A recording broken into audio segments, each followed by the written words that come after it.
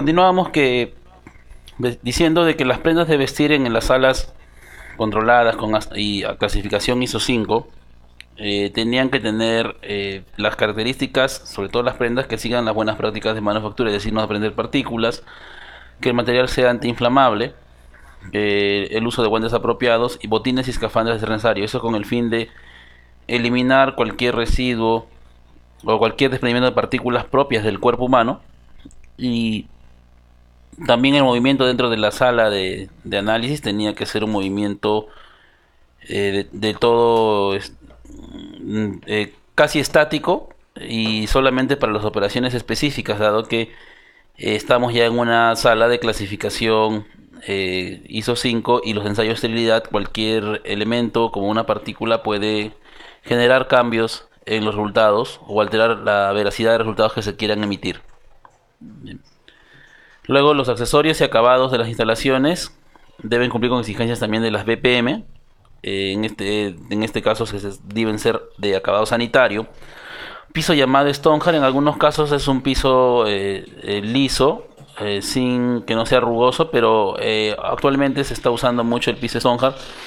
Las puertas ya se están considerando ya no solamente de aluminio, sino puertas de acero inoxidable. Estas puertas de acero inoxidable también tienen que tener un acabado aerodinámico o sanitario. Las puntas y las puntas, la parte de las bisagras, incluso las manijas, tienen que estar diseñadas para este fin, sin perder la hermeticidad de la sala, sin perder el diseño propio que podríamos encontrar con una sala de estructuras o de contornos rectangulares.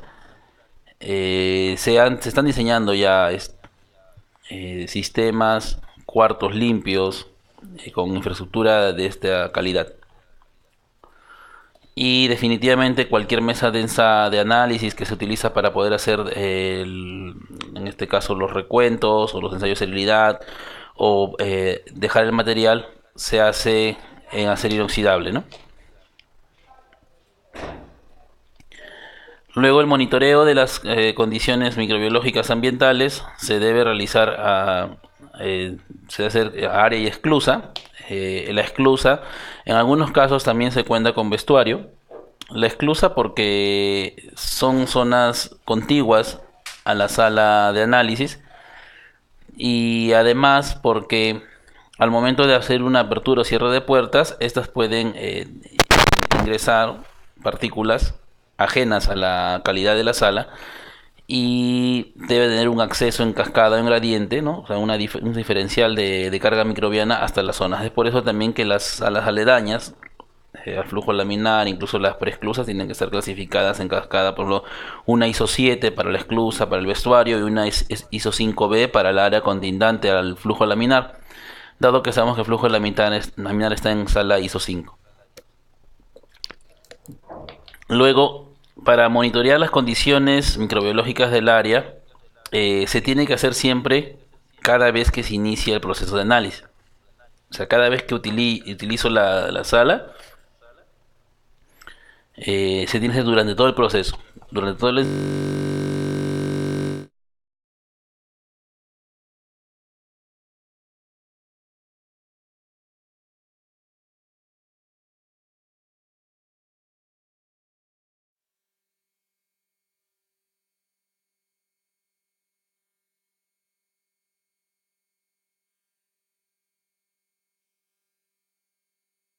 de COFEPRIS están que indican que se tiene que hacer no solamente a este proceso del análisis en sí, sino también en las salas de fabricación, pero ese es motivo de otras orientaciones en otros cursos.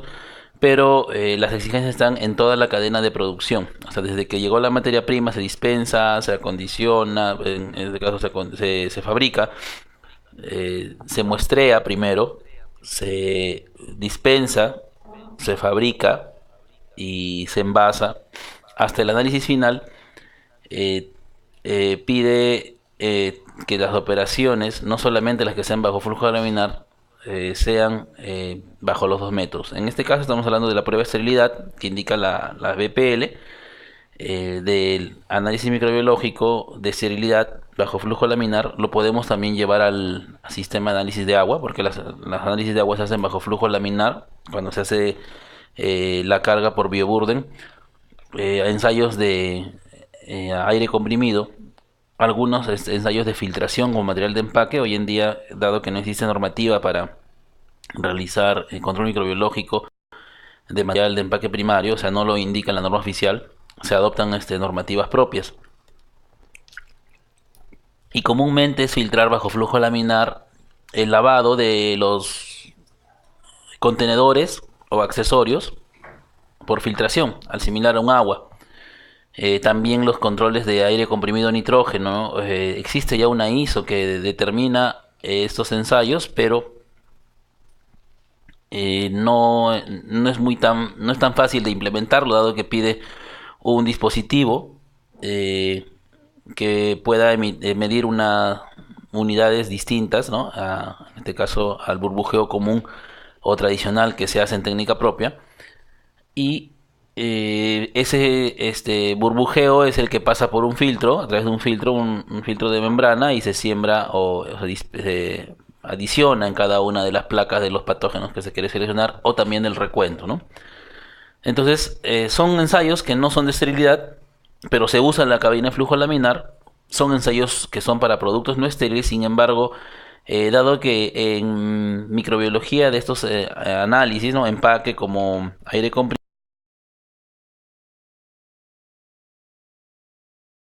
es corta, es pequeña, es mínima, por decirlo así, para hablar técnicamente. Entonces, mayormente son 0 UFC los recuentos que encontramos, máximo 10 UFC, y el ambiente circundante es necesario para no poder tener dudas sobre el resultado que emitimos. Entonces, por eso también a pesar de no tener ensayos microbiológicos de productos no estériles, o sea, hacerlos bajo flujo laminar, implicaría que tenemos que tener también necesidad de poder tener el área circundante bajo ISO 5B. Luego, como se monitorea constantemente, se monitorea cada vez que se utiliza o desarrolla el ensayo, se debe establecer primero la data microbiológica de todo lo que venimos encontrando. Esa data microbiológica llevarla a una base de datos y poder, ya con los 30 datos estadísticos, poder hacer nuestras límites de alerta y acción.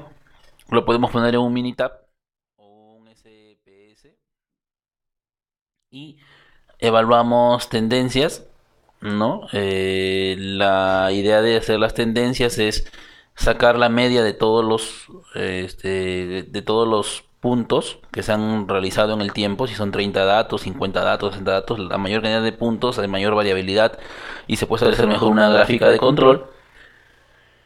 Luego de sacar la media, se establece la variación o desviación estándar por un factor 2.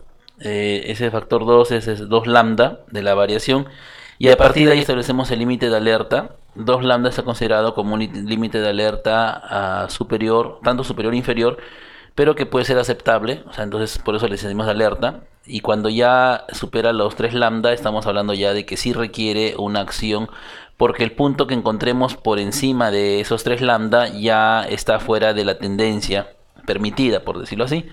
Esta gráfica de control se puede tabular.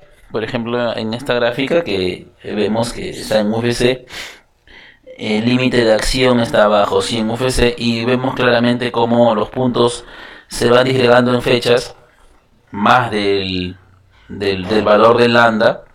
En realidad el valor de lambda no es el valor de la especificación mayor, sino de la media más una variación.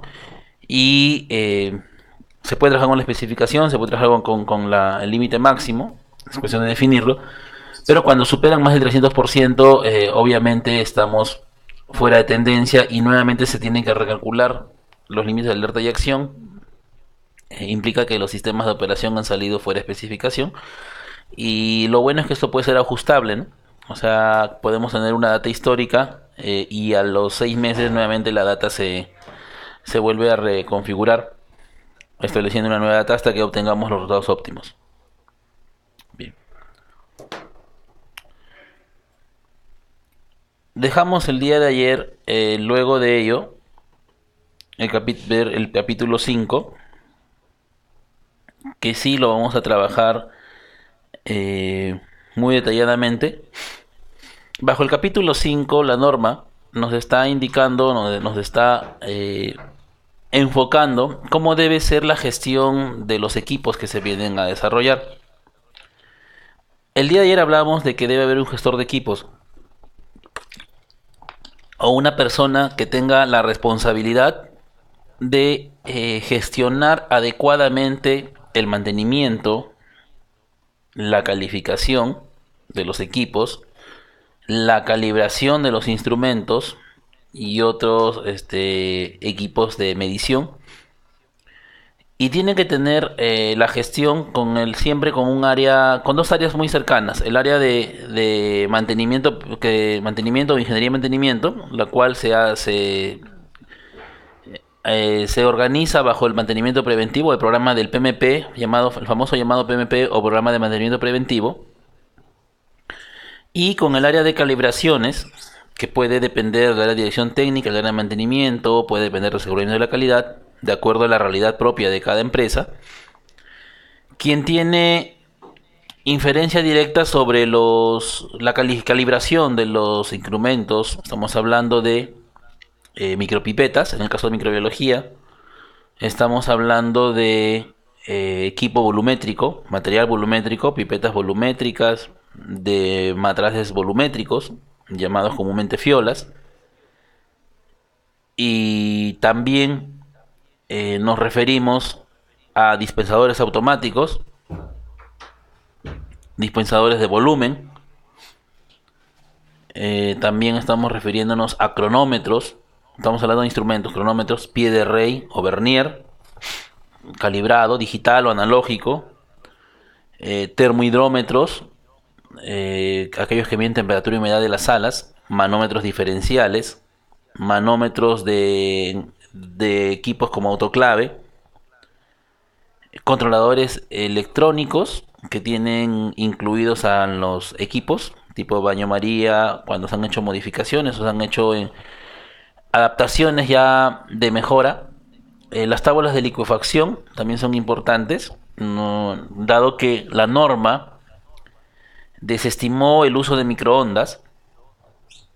Entonces muchos habían dejado la tradicional cocina a gas, o sea, la tradicional ollita y cocina a gas en la cual podíamos licuar los medios de cultivo, por una simplificación que lo pide la BPL en el capítulo de buenas prácticas y hasta ahora lo considera. Pero la BPL de la OMS lo desestima, ¿no? Lo saca de foco y hoy en día muchos laboratorios que iniciaron la sustitución de las cocinas de gas con la olla para licuar los agares sólidos, ¿no? Con los microondas, dado la restricción de la BPL, tuvieron que ver qué alternativas o adaptaciones se puedan hacer. Muchos optaron por las cocinas o planchas o calentadores de calor, planchas eléctricas o cocinas eléctricas, para poder buscar en el mercado una alternativa. Sin embargo, eso tiene dos grandes riesgos. Uno, el desgaste de la vida útil. Un poco para poder enfocar por qué quiero hablar de los sistemas de licuefacción. Tiene el tema de que, primero, la temperatura no es controlada y se desgasta el material de vidrio. Las planchas eléctricas, como saben, es una plancha eléctrica, es una resistencia con una plancha que transmite calor. Puedo poner el medio de cultivo, lo adiciono. El contacto propio del vidrio con el medio, o sea, el vidrio con la plancha eléctrica va a desgastar rápidamente el tiempo de vida del medio de cultivo a licuar, que se produce antes de que produce la licuefacción, y el riesgo de que se haga una ruptura accidental y el posible accidente que se pueda generar por quemadura de la persona también es un tema a considerar. Además de que no tenemos control sobre la temperatura en la cual estamos. No sabemos si está a 100 grados, más de 100 grados, dado que es una transferencia de calor por resistencia. Y otro tema que se considera, y también lo consideró el tema del microondas, es que al no tener controles de la temperatura, es posible que a temperaturas muy altas, la naturaleza del medio de cultivo al licuar, o sea, la cantidad de agua, o sea, hay una deshidratación del medio de cultivo, o sea, quiere decir que la composición a la cual se inició no era la correcta. O sea, si antes tenía, por ejemplo, 15 gramos por litro de agar en su composición, al tener eliminación del sistema de agua, o de la fuente de agua, por continuo recalentamiento en el momento de licuar en estas planchas eléctricas, entonces tenemos una variación en la composición, o sea, mayor concentración de sólidos en poca cantidad de agua, y ya no sería la formulación directa, la formulación específica en este caso, del medio de cultivo. Y un recalentamiento continuo también estaría generando una pérdida de algunas capacidades propias de los insumos del medio de cultivo y no poder recuperar o tener falsos negativos al momento de usarlo. Ante esta amenaza que han venido realizando, cercano, lo más cercano es el, el poder haber haciendo la similitud entre una cubeta de agua que hierve bajo el principio similar de la resistencia térmica, pero como un baño María que pueda hervir o generar ebullición. Entonces, es la misma transferencia de calor, solo que hay un vehículo, en este caso es el agua. Se generan unas cubetas o tábolas o cubas de licuefacción en la cual es una resistencia y se le adapta un controlador. Entonces, estos controladores, si bien es cierto es un hervido normal, tienen que ser, o instrumentos que tienen que ser calibrados también. De repente no se toma en cuenta porque es una licuefacción simple, es un hervido, pero ¿qué pasa si la resistencia está a más de 100 grados? Sabemos que el agua no puede ebullir a más de 100 grados, pero también hay modificaciones de estas tábulas. Por ejemplo, el uso de cubetas de agua en aceite, en las cuales sí podemos de repente ebullir a más de 100 grados. Necesita también tener un control por el riesgo a la calidad del medio de cultivo y también al personal que se quiere, en este caso, cuidar de un accidente que se pueda dar. Entonces, todo aquello que tenga controlador electrónico, como estas tábulas que se han implementado ahora, requiere tener un control del instrumento, o sea, del instrumento a calibrar. Y es por eso que el área competente tiene que ver eso. Para ello, ambas áreas, mantenimiento como el área de calibraciones, tendrá que tener primero una lista de todos los equipos que tiene en consideración. A través de esa lista establece las frecuencias, vamos a hablar de eso. Hace la lista y después de la frecuencia lo que va a hacer es va a tener que establecer si lo realiza el departamento de ingeniería y mantenimiento, o sea, lo hace internamente o va a tercerizarse. Por ejemplo, ¿qué es lo que podría ser un área de ingeniería y mantenimiento?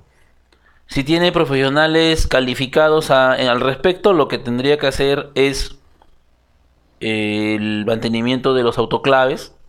A veces se cuenta con el staff de ingenieros que tienen los autoclaves o tienen ingenieros que saben de estos equipos con presión y temperatura constante, personas que saben del manejo de manómetros.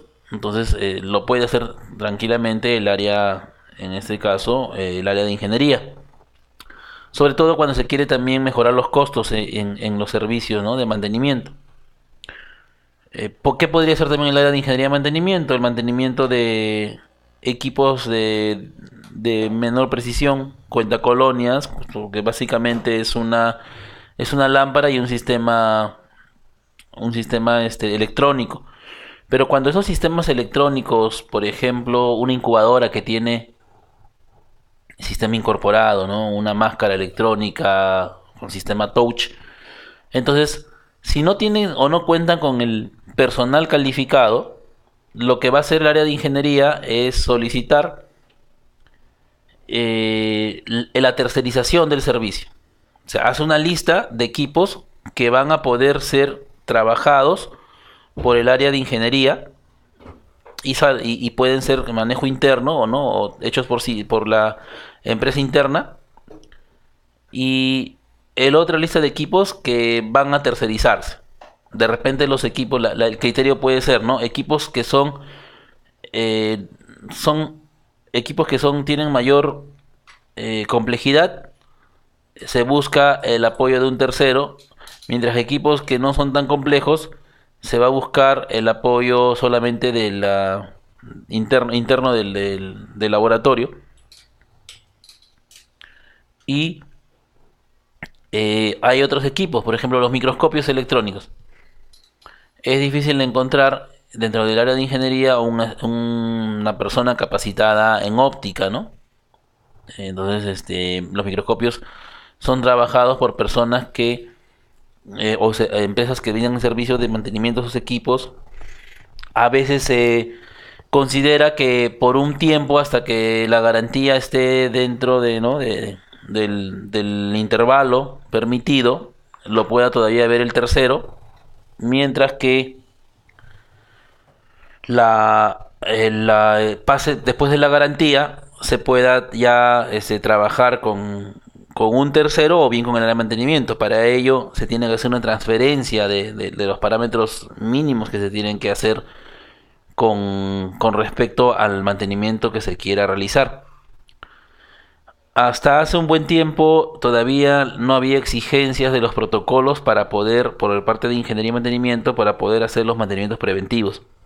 Es decir, uno dentro de su departamento tiene el programa, sabe que le toca designar o entregar el equipo. Sin embargo, solamente el cliente, que es control de calidad, recibe el informe final, ¿no? Se hizo el mantenimiento preventivo del equipo tal, ¿no? Tal fecha, firma de conformidad, el equipo quedó conforme, todas las firmas, y se guarda para el file del equipo. Pero no existía una normativa que le exija al área de mantenimiento cuál es el protocolo para cada equipo. Y como sabemos, un área de control de calidad tiene más de 100 equipos, por decir un área media, y microbiología no baja de repente mínimo 20 equipos a 60 equipos en promedio, va de 20 a 40 equipos, de repente similares porque son incubadoras que tienen el mismo principio, pero en el momento de hacer el mantenimiento son distintas, ¿no? Porque de repente se desmonta por arriba, se abre la parte en este caso para ver los ventiladores por la parte del costado, por la parte de abajo. Los equipos tienen su propia naturaleza, distribución electrónica, su distribución mecánica. Entonces, ¿qué pide la norma ahora? Está pidiendo de que las áreas como estas, como ingeniería y mantenimiento, tengan un protocolo, un procedimiento de mantenimiento preventivo por equipo, o lo pueden hacer por áreas, ¿no? Programa de mantenimiento preventivo, o no, o pautas para el programa de mantenimiento preventivo, o pautas para el mantenimiento preventivo, en este caso, pautas de mantenimiento preventivo de incubadoras de control de calidad o incubadoras de microbiología. Entonces, en estas podrían estar todas las incubadoras. Entonces, es diseñar el protocolo para la incubadora de 3035, con el nombre que le dé, ¿no? Incubadora Medmer IF260 Plus de 3035, ¿ya? Y ahí se describe, ¿no? Primero, ¿no? Solicitar todas las pautas, ¿no? Solicitar al área de control de calidad vía correo la disposición del equipo para realizar el procedimiento preventivo. 2, ¿no? Una vez recepcionado el equipo en el taller de mantenimiento, proceder como sigue. Eso es lo que pide la norma, ¿no? O sea, 1, ¿no? Enchufar eléctrica, revisar el equipo si haya venido con abolladuras, así como uno va a un servicio de telefonía y entrega el equipo en garantía, o que quiere un reclamo y ven si ha tenido abolladuras, cómo está la pantalla por atrás, por delante, tiene una quiñadura, algo así. Igual cómo se relaciona el equipo. Si tiene una quiñadura, si le falta alguna una pieza o algo, o significativamente se ha caído la manija de la puerta, ¿no? Primero la recepción. Luego, el mismo procedimiento va a indicar qué es lo primero que va a hacer. Entonces, energizar el equipo, ¿no? O sea, prender el equipo y evaluar el primer parámetro, ¿no? Desmontar por la parte superior con ayuda de unos tornillos, retirar la tapa a un costado en una zona segura, utilizar también las condiciones de seguridad al momento de realizar este trabajo, usando una pincel o una brocha, realizar en este caso la limpieza de la parte electrónica, ¿no? Usando de repente una bombilla de aspiración, o sea, todo lo que debe hacerse debe estar estandarizado. Y hasta engrasar, limpieza de chumaceras, limpieza del compresor, depende de verificar la parte electrónica, la parte eléctrica, hacer un shift switch off. O sea, todas esas pautas, ahora la normativa pide que se dejen por escrito. ¿Con miras a qué? Con miras a que, por ejemplo, y ha pasado, sabemos que una sumatoria de mantenimientos preventivos mal diseñados o mal realizados nos va a llevar a un mantenimiento correctivo. Muchas veces nuestras gerencias o nuestras áreas de presupuesto nos cuestionan por qué esto no se vio en el momento, si ya se ha hecho mantenimiento cerca de 5 años y recién se ve la falla electrónica mayor, implica un cambio de tarjeta, implica un cambio de un repuesto. Entonces no tenemos historial para poder, ni fundamento para poder indicar a qué se debe. Y eso es porque a veces existen variaciones entre personal que realiza el mantenimiento preventivo. Entre uno y otro vemos personal que varía. Y de repente lo que minimiza uno, o sea, el técnico uno, lo realizó el 2016 de una forma. Solamente desmontó, revisó prendido y apagado y hizo una limpieza. Y estamos hablando de una incubadora. Pero el técnico 2, en el 2017, no solamente vio eso, sino vio ventilador, ¿no? O sea, fue un poco más ajuicioso y vio ventilador, cómo el ventilador estaba funcionando y vio que había un raspado. Y lo limpió y lo dejó, pues, operativo, con cierta falla, pero lo trató de mejorar. Hizo algo distinto al técnico anterior, pero no lo registró, o sea, al final no nos sirvió de nada. Entonces, el cliente solamente, como decimos, recibe el equipo, ve el informe y si el informe no describe lo que ha hecho, tampoco lo va a alertar. No se tiene esa cultura de prevención, ¿no? O sea, está bien el equipo, está listo para que lo califiquen, pero por si acaso ya estamos hablando de que está a puertas de que se cambie o este repuesto. Viene el 2018, la otra persona, de repente el primero del 2016, y lo encuentra, ahora sí encuentra de que el equipo tiene problemas, hizo sus protocolo tradicional y dice cambio de repuesto. Entonces, ¿qué tenemos que ver ahí, no? El cliente va a decir, en este caso la jefatura de control o responsable de microbiología va a decir, pero ¿por qué recién? ¿O qué ha pasado? ¿A qué se debe? Y ahí empieza la investigación. Ahí empieza qué ha pasado, si de repente fue por mal manejo, así haya sido por mal manejo, no, por qué no se detectó a tiempo, cuánto tiene de garantía el equipo, si ya está depreciado o no. Entonces, cuando nos cuestionan, lamentablemente así es como se desarrolla ahora hoy en día, debido a la optimización siempre de recursos, ¿no?, económicos en mantenimiento preventivo. Es que recién es donde nosotros ponemos alerta, recién donde decimos mantenimiento no informó y buscamos de repente no asumir las responsabilidades. Entonces, para evitar ello, primero, el primer tema que hemos visto en este ejemplo es que se estandarice el proceso en este caso, del mantenimiento. O sea, lo haga el técnico 1, el técnico 2, el técnico 3, el técnico 6, o el reemplazo, el asistente, haga quien lo haga, tiene que seguir un protocolo. Ese protocolo no tiene que decir ni más ni menos de lo que se hace, y todo aquello que haga tiene que estar registrado, y también tiene que estar indicado en el procedimiento cómo debe registrar, cómo debe poner las actividades, Mayormente se trabaja de un checklist, imagínense un área de control de calidad, porque eso es individual. O sea, cada protocolo es individual, o sea, no porque sea la misma marca Menmer, voy a proceder igual. Por más que sea igual, se desmonta igual, se retira el recipiente o la tapa de una forma distinta que el otro. Difícil agruparlo, incluso se pide que se maneje el procedimiento con fotos. Estandarizamos primero el mantenimiento preventivo y el llenado del registro para después poder ya determinar que este equipo pueda ser enviado a un área de calificación y pueda dar conformidad al mantenimiento, en este caso preventivo o correctivo en caso se haya realizado. Entonces ya la norma se vuelve más exigente, ¿no? Pide evidencias con fotos, pide que se haga con una adecuada supervisión. Recuerden que BPL habla mucho, esto va a ser motivo de otro tema cuando se vea la norma general, pero BPL habla mucho de la supervisión, de la segunda revisión por parte de la misma persona, técnico, analista, quien realiza actividad, y de una supervisión. Entonces, esta supervisión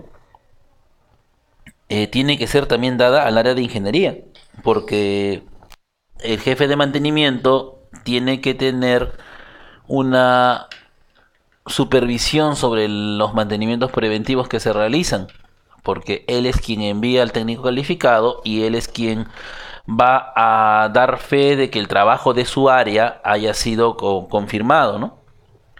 Confirmado, hecho adecuadamente, de forma precisa y no se estén obviando algunos pasos.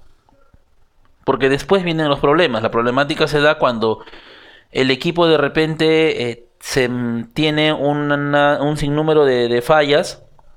Se llama el proveedor indica de que tiene que comprarse un repuesto. El repuesto cuesta de repente más de la totalidad del equipo. Sucede así muchas veces cuando son de importación.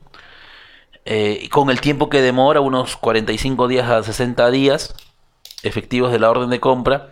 Y tenemos un equipo paralizado solamente por no establecer un adecuado flujo o responsabilidades adecuadas en el manejo de la gestión de equipos. Entonces, también se debe establecer una gestión hacia los reclamos, ¿no? Imaginen que llegue un momento en la cual el equipo tenga tantas fallas o tantos cambios de tarjeta electrónica que ya el solamente volverlo a poner operativo resulta muy costoso. Incluso más económico está comprar un equipo nuevo. Entonces tenemos que dar nuestro descargo ante el área de proyectos o de presupuesto, ante la gerencia, a qué se debe, ¿no? Si es un mal uso o si de repente a que es una falta de robustez del propio equipo. Hay equipos que no son robustos y que nos estarían generando malestares o incomodidades en una gestión adecuada, si es que todo tenemos registrado.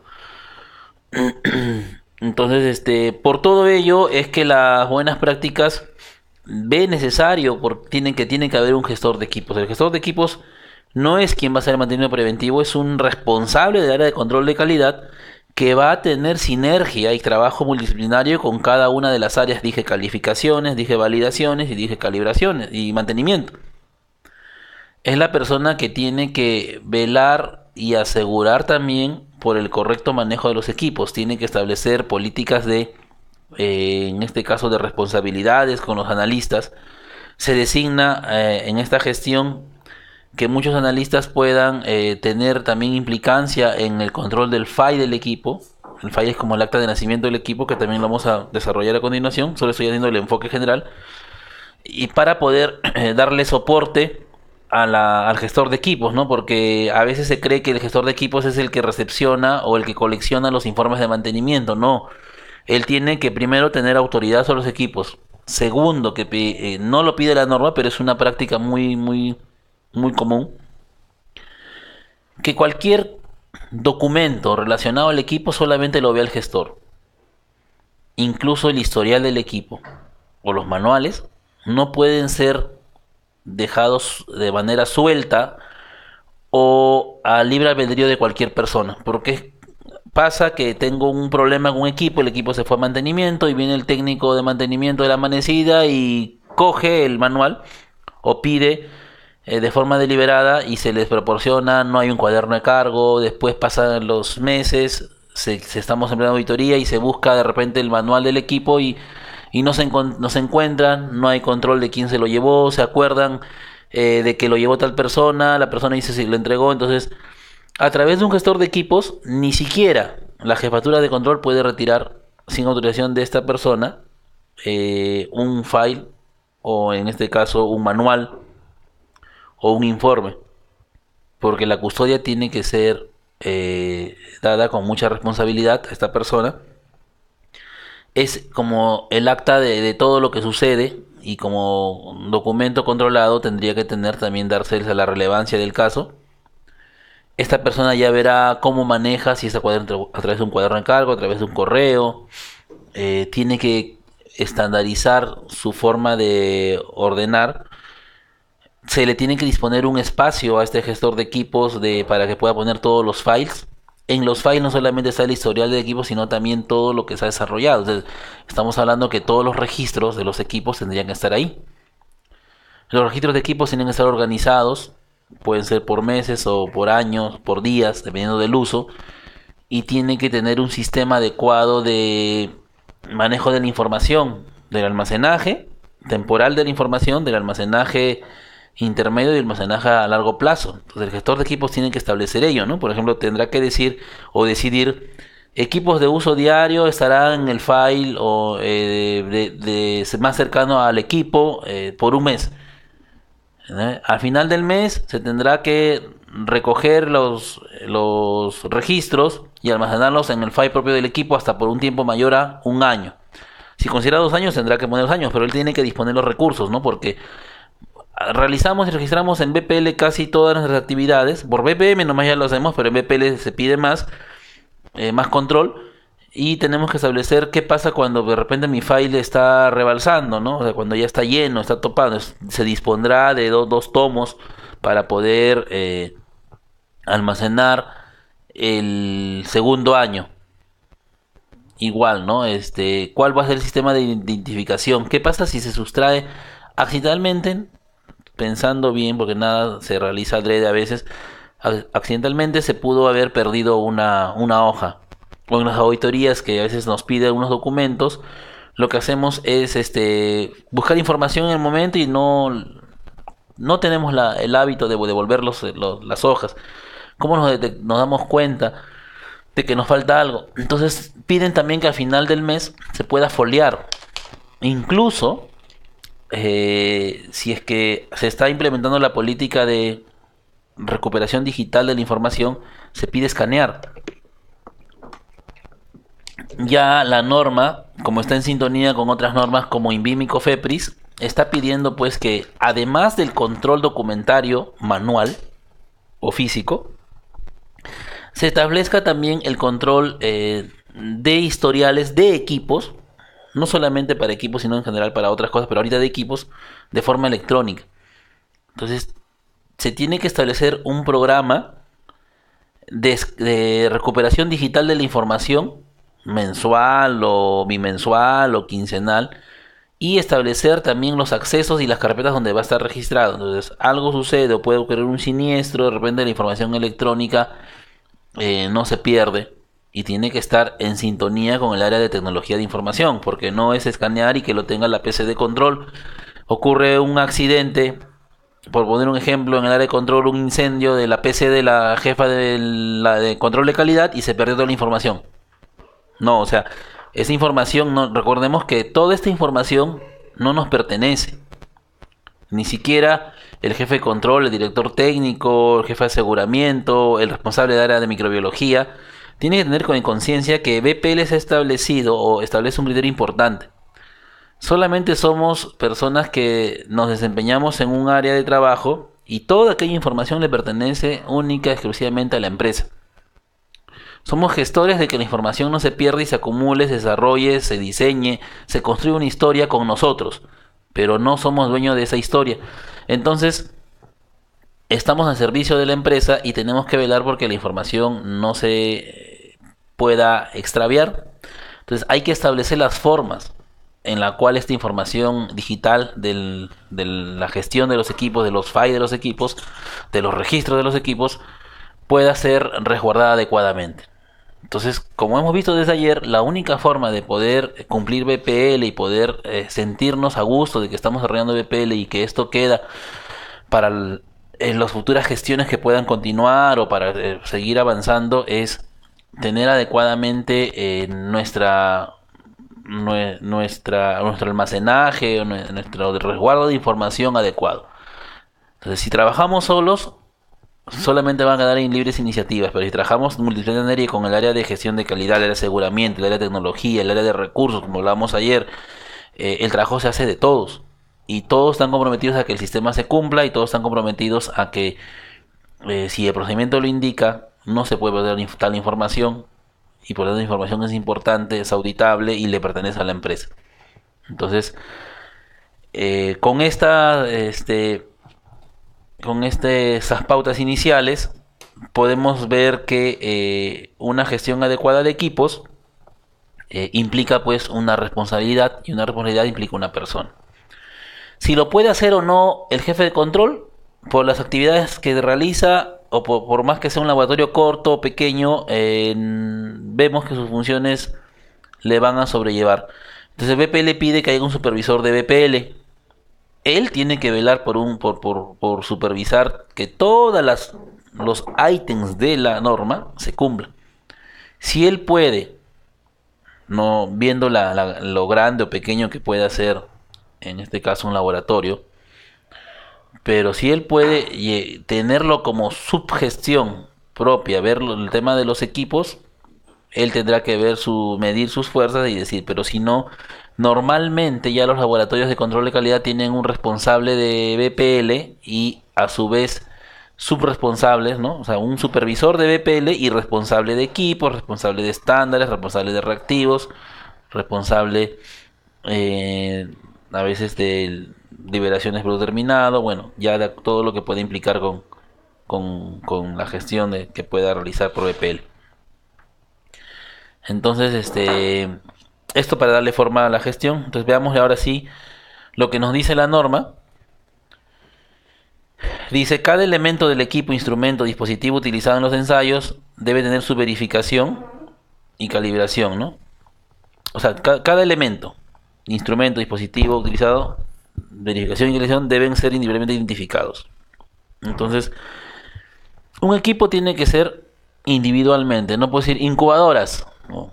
Tiene que ser preciso. Y la nomenclatura puede darle el mismo laboratorio, ¿no? Por ejemplo, puede decir, si yo quiero decir incubadora, puedo ponerle un código, ¿no? Incubadora, por ejemplo, ¿no? INC, siglas 001. Es la incubadora 001, ¿no? Pero no basta solamente el código, que es describir, en todo caso, hay que hacer una matriz en Excel y ponemos, por ejemplo, incubadora,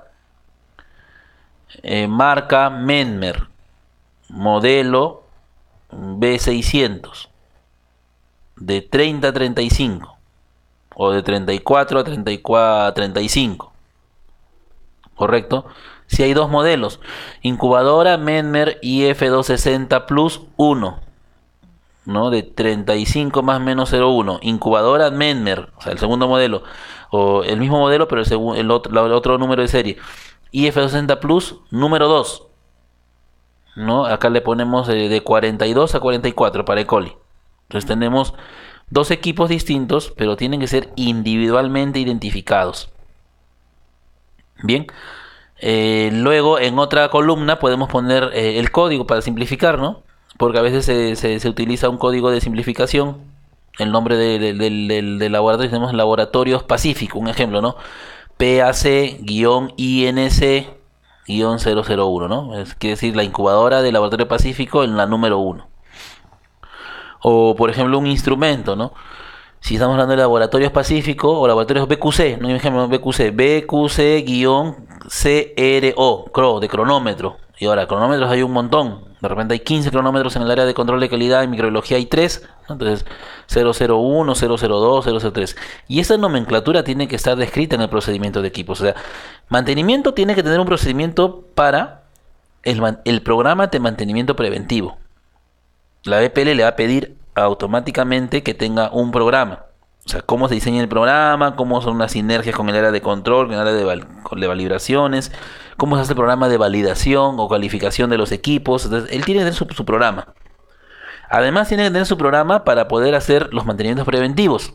O sea, cómo se solicita el equipo, llegado el tiempo de vigencia, ¿no? El tiempo de el fin de vencimiento del equipo, se solicitará con tantos días de anticipación el equipo al área de control de calidad o control microbiológico para poder disponer de mantenimiento. Las pautas que les dije, cómo se desarrolla el PMP, cómo se hace el registro, cómo es el flujo de entrega de la documentación. Hasta ahí llega mantenimiento. Pero control de calidad tiene que tener su propio procedimiento de manejo de equipos, instrumentos. Primero, cómo gestiona la compra de un nuevo equipo. Cómo surge la necesidad, cómo lo sustenta, qué formatos tiene que, todo tiene que ser registrado, qué formatos tiene que realizar para poder adquirir una compra, cómo lo sustenta, cuáles son las cotizaciones que tiene que presentar el área de logística. O sea, primero la gestión para la compra de un equipo nuevo. Luego, cuando llega el equipo, cómo tienen que gestionar la llegada del equipo, cómo debe realizar la inducción propia del equipo, ¿no? Con el proveedor nuevo al momento de la entrega, cómo se hacen los EQ, ¿no? Los DQ y los OQ, ¿no? La calificación de instalación, la calificación en este caso de operación, y la calificación de desempeño. Entonces, esto tiene que estar indicado también en su procedimiento. ¿Cómo hace el programa de mantenimiento, ¿no? Ahí, cómo hace los códigos, cómo otorga los códigos, de qué forma se lo transfiere al área de ingeniería para que haga el programa de mantenimiento, cómo establece las frecuencias de cada equipo, por cuándo es semestral, cuándo es anual, cuándo es mensual, ¿no? Entonces, o cada 4 meses, ¿no? 3 al año, 2 al año, 1 al año. Cuando es cada año y medio, cada 2 años, ¿no? En el caso de las balanzas o las pesas de calibración, en este caso las balanzas cada 6 meses. La norma también va a indicar la frecuencia. Y además, ¿qué pasa cuando el equipo presenta fallas? ¿Cómo se debe reportar al área? ¿Cómo se controla internamente? ¿Cómo se verifica el equipo? De acuerdo a su naturaleza, de acuerdo al principio físico en la cual opera este equipo. ¿Cuándo se pone un equipo operativo o no? ¿No? Si está, ¿qué es no operativo? Operativo se entiende porque está funcionando y está en su adecuada performance, no ha perdido calificación, tiene un mantenimiento vigente y no ha perdido calificación. Pero por ejemplo, cuando hubo un corte de luz y automáticamente el equipo tiene fallas electrónicas, de repente no tiene fallas electrónicas muy notables, pero ya a muchos equipos como incubadoras se les pone un controlador interno, un data logger interno, y se verifica que está por debajo, o está muy cercano al límite inferior, y a las siguientes semanas se sigue indicando ese mantenimiento, no lo revisan o simplemente lo evalúan y ya bajó del límite inferior, ¿no? O tiene fluctuaciones, ¿no? No siempre es en 3 días está dentro de especificación muy pegado al límite inferior, y el cuarto o quinto día está fuera, después vuelve nuevamente, ¿no? Tiene un sistema intermitente. Entonces ese equipo ya no está operativo. El solo hecho de que el equipo esté en revisión lo hace ya inoperativo, salvo que el sistema diga lo contrario. Muchas personas por el sistema no van a poder arriesgar o van a ir en contra de procedimientos. El equipo entra a un proceso que presenta fallas o está intermitente y automáticamente tiene que haber una decisión del usuario a ponerlo inoperativo hasta que vuelva a recuperar la condición estándar a la cual fue calificado. Entonces, ¿cuáles son las pautas, no? O sea, a un usuario no le debe faltar rigor, y a un jefe de control, para poder dejar inoperativo un equipo hasta que le brinde las garantías y la seguridad de que está operando. Imaginemos que estemos trabajando con un tema de recuento. Tenemos equipos que van de un rango amplio, sí, de 30 y 35. pero nuestra falla está en los puntos bajos. Está en 31, en 35, en 32, en 36, en 29.9, 29.8. Y bueno, pues podemos decir, bueno, sí, pues está cerca a 30, ¿no? Pero tiene una contaminación y no se está expresando en el tiempo. Tenemos varios días a 29 y no está creciendo adecuadamente y lo desestimamos. Entonces no podemos nosotros ir en contra de lo que la norma pide. La norma pide equipos adecuadamente calificados, ¿no? Con mantenimiento correcto y calificados a la temperatura por la cual, o sea, que esté calificado a la temperatura en la cual queremos que recupere la carga microbiana que está presente. Entonces ahí vienen ya las desestimaciones, ¿no? Que se dan, ¿no? Sí, pues solamente es 1 grado, es 0.1, ¿no? No creo que crezca, ¿no? O sea, no podemos darle ese tipo de interpretaciones o decisiones. El equipo está fallando y se saca fuera de contexto. Entonces, hasta que vuelva a se etiqueta y se pone en operativo, firma el usuario, firma el jefe de control, firma el área de ingeniería o validaciones en este caso, y se vuelve a usar cuando el equipo volvió a tener su mantenimiento correctivo y ha sido calificado nuevamente. ¿Correcto? Entonces, la responsabilidad para hacer esto es primero, la norma ha exigido de que se haga un procedimiento bien concienzudo de la gestión de equipos, con las responsabilidades del usuario, del gestor de equipos o el responsable de equipos y del área de ingeniería, el área de validaciones, el área de control, ¿no? ¿Cómo es cuando un equipo se da de baja? Cuando un equipo de repente tiene que ser declarado como baja de activo fijo. O sea, todo eso, toda esa coyuntura tiene que darse en un procedimiento. O sea, no es que control ya ahora solamente hace su gestión y no, se tiene que implicar a mantenimiento, a validaciones, calibraciones, aseguramiento, al área logística, al área de presupuestos, al área en este caso de proyectos. O sea, todo tiene que estar encaminado y bien diseñado para que no haya ningún vacío y que la norma, en el momento que se le haga la auditoría de la norma, les puedan objetar. Entonces ahí iba el tema de que tiene que estar identificado, ¿no? Si el equipo tiene, por ejemplo, un controlador, el controlador también tiene que estar identificado. Tiene que estar dentro de la matriz equipos y aparte instrumentos ¿no? de equipos, ¿no? Entonces, pues, controlador digital marca Chimaden de incubadora Menmer y es ICP 750 código, ¿no? de ese instrumento, ¿no? Por ejemplo, BQC, si fuera el laboratorio, ¿no? BQC guión controlador, ¿no? CON, cont o COT, como quieran ponerlo, guión 0012. Luego, cada parte de su sistema de calidad del laboratorio debe tener un programa documentado, ya lo hemos considerado, para la calificación, calibración y verificación de desempeño, mantenimiento y un sistema para monitorear el uso de equipos, es lo que estamos explicando. Los programas es mejor considerarlos como programas en la cual estamos haciéndolos públicos en un sistema. Si tenemos programas de repente que solamente son internos, no nos van a ayudar. La idea es que esto sea un trabajo integral. Entonces todos los programas deberían estar dentro del sistema. Los programas son auditables, recuerden, y ahora están pidiéndose que sean colgados en red, en la cual cualquier usuario pueda tenerlo o verlo desde la red en cualquier momento, en cualquier terminal de una PC, y para poder hacer el seguimiento y para poder tenerlo presente en todo momento, ¿no? Antes de que sean publicados tienen que pasar por unos filtros de verificación, ¿no? Y que el sistema lo pueda coger y cada usuario con su responsabilidad lo pueda también tener presente. En la parte de mantenimiento va a indicar que el mantenimiento de equipos esenciales debe llevarse a cabo en intervalos predeterminados de acuerdo a un procedimiento documentado y debe mantenerse registros detallados. Y en la parte de calificación, para calificación se debe aplicar lo dispuesto en el numeral 723. Es lo que hablamos. Por ejemplo, un equipo crítico en microbiología sabemos que es el autoclave. el autoclave, por más que se pueda calificar y se pueda verificar con termopares o con indicadores biológicos, dado que es un sistema que de mucho uso, o sea, de uso continuo, en algún momento puede tener sus puntos fríos y tener alguna variación en la esterilidad de nuestros productos que estamos dejando ahí, en nuestros medios de cultivo. Entonces, al ser considerado en este caso un equipo crítico, se le debería tomar mayor énfasis. Por ejemplo, ya no una calificación anual, sino 2 veces al año. En algunos casos es una verificación mensual. Eso lo establece el sistema.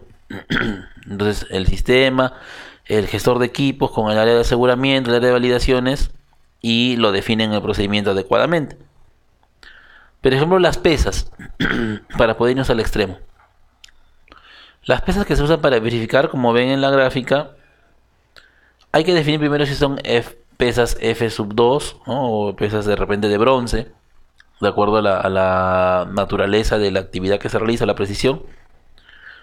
Pero se recomienda que sean E2 o F2. Ya las de bronce están dejándose de lado. Al ser F2 hay que establecer cada cuántos años se establece hacerlo cada año puede ser, si hay un buen presupuesto, pero normalmente es 2 años, ¿no?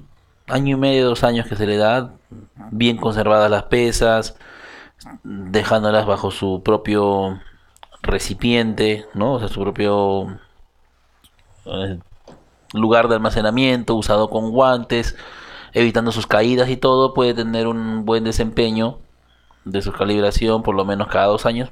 Es un equipo, es un accesorio, ¿no? De verificación no tan crítico, y se puede establecer de esa forma. Las incubadoras, por ejemplo, 1 vez al año. Estoy hablando de lo que puede sugerirse, ¿no? 1 vez al año. Los baños de agua, 1 vez al año.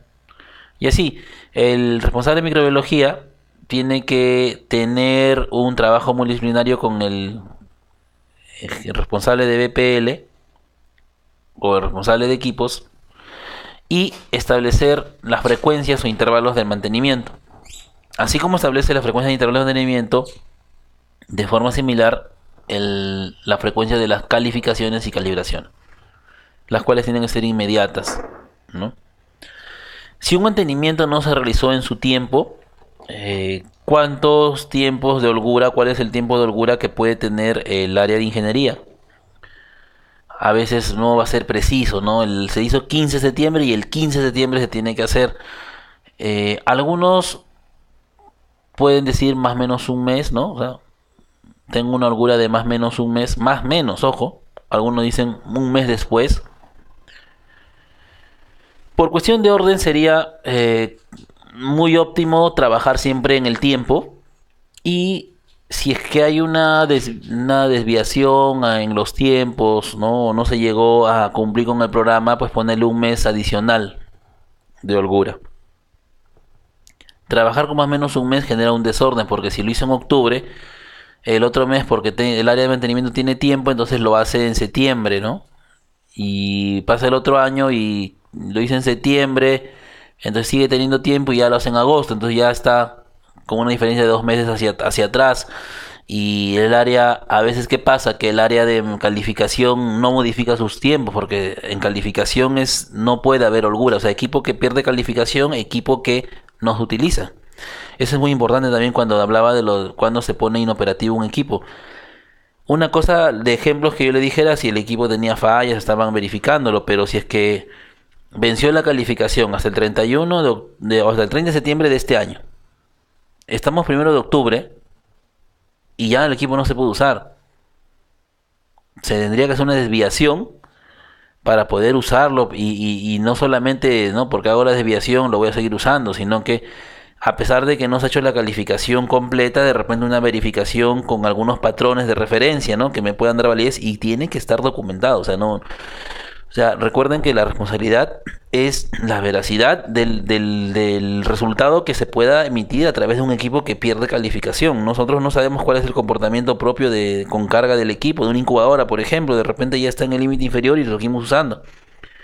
Entonces ahí se tendrá mucho cuidado que no asumir responsabilidades que no nos corresponden, ¿no? O sea, decidir usar un equipo no calificado no corresponde ya a una responsabilidad ni siquiera al responsable de BPL, ¿no? Él lo va a derivar al área de aseguramiento. Porque las desviaciones van a pasar por el área de aseguramiento.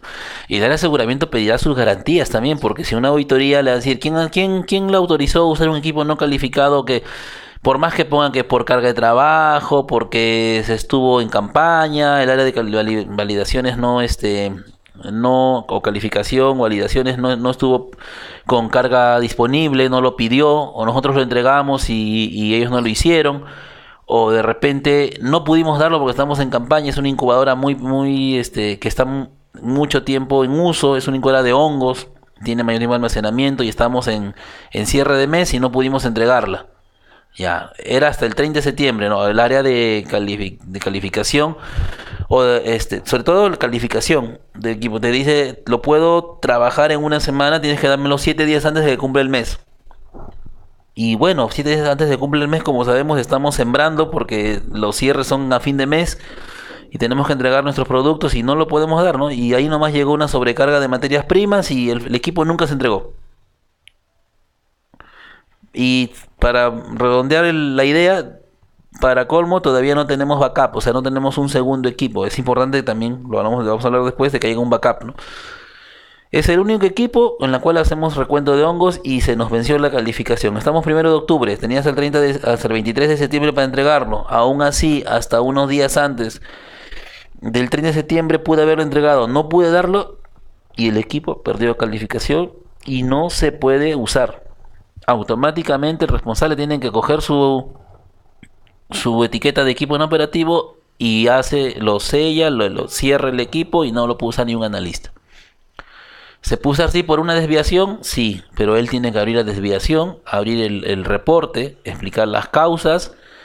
En las causas habrán acciones preventivas para que eso no vuelva a suceder. Y eso es bueno porque el dinamismo del jefe de aseguramiento, el asistente de calificación, de validaciones, el jefe de control, el responsable de equipos, hasta el mismo usuario, y si se puede también tener en el formato incluido al director técnico, nos va a dar un soporte porque ya el problema es de todos.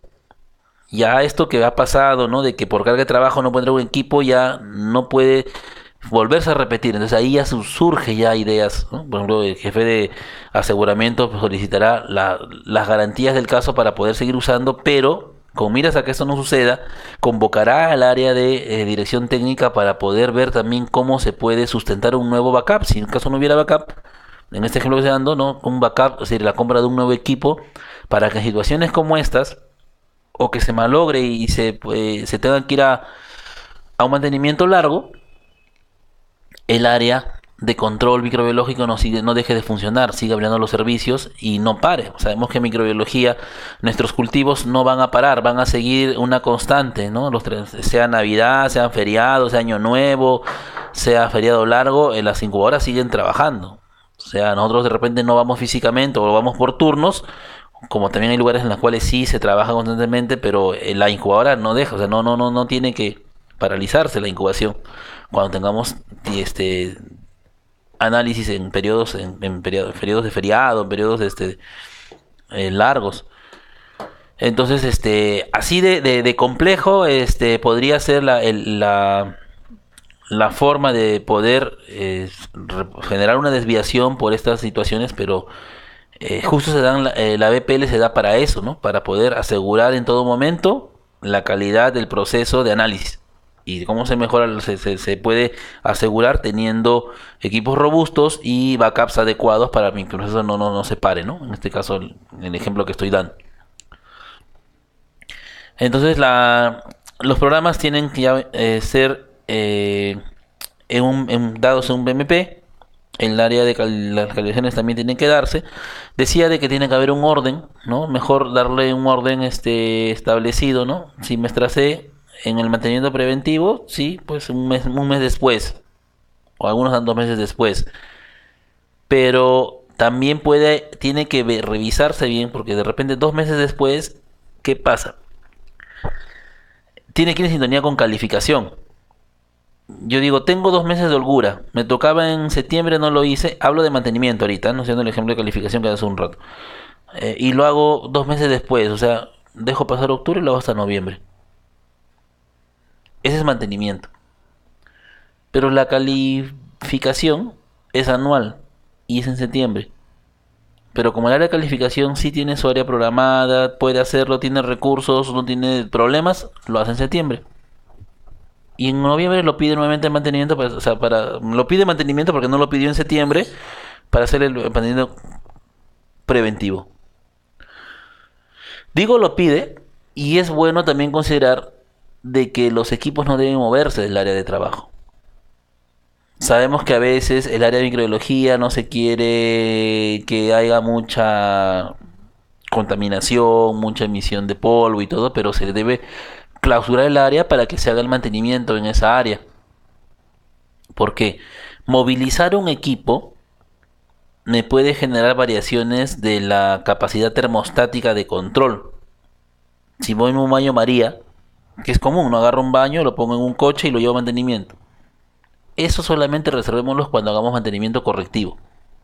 Cuando ya sabemos que el equipo es in situ, ya se verificó, ya no es un problema electrónico, es un problema que hay que cambiar, no sé, algún dispositivo, entonces me lo llevo, o sea, ya rompo calificación. El solamente hecho de mover un equipo de lugar ya rompe, porque ya no sabemos si es que de repente estaba a un lado y por ahí justo le daba el sistema de aire acondicionado, una rejilla de ahí de inyección, y lo mantenía en confort de 20 a 25. El ensayo de la OAC para desinfectantes pide un 20 más menos 0.2. Entonces, si queremos hacer reto o desafío de desinfectantes, se trabaja a esa precisión. Entonces, ¿cómo logro un 20 más menos 0.2? Normalmente se pone que la inyección o el equipo esté cerca de una zona de inyección para que monitoreando ahí se controle. Pero decido, por ejemplo, por cuestiones de practicidad, que el área de mantenimiento, bueno, tengo una mesa al costado y ahí hay más espacio y lo mueve. Y está cerca de una zona de calor. Entonces ya no va a cumplir 20.2, entonces ya varié y ya modifiqué las condiciones. El retornarlo, bueno, sí, pues me olvidé, lo retorno, o sea, no es tan fácil. O sea, nuevamente, si ya lo moví, tiene que el área de calificación nuevamente volverlo a calibrar, a calificar o a calibrar, dependiendo. Si es un instrumento, si es todo el equipo. Y esto me genera pues retrasos porque tengo que disponer de las cargas, de los tiempos, darle las facilidades. Entonces solamente hagamos el movimiento de un equipo cuando ya tiene que haber una intervención del área de mantenimiento. Toda intervención, toda salida del equipo de su área de trabajo, de su lugar, tiene que ser reportada, como ya eso ya lo hemos dicho, pero sobre todo tiene que volver a ser recalificada.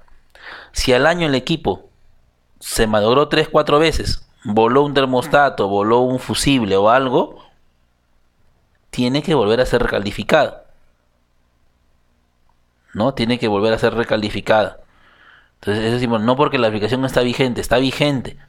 Ahora, sí, pueden decir, pero es todo un trabajo, son los termocuplas, hay que hacerlo como en vacío, con 8 horas de trabajo. Entonces, el procedimiento que diga, pues, ¿no?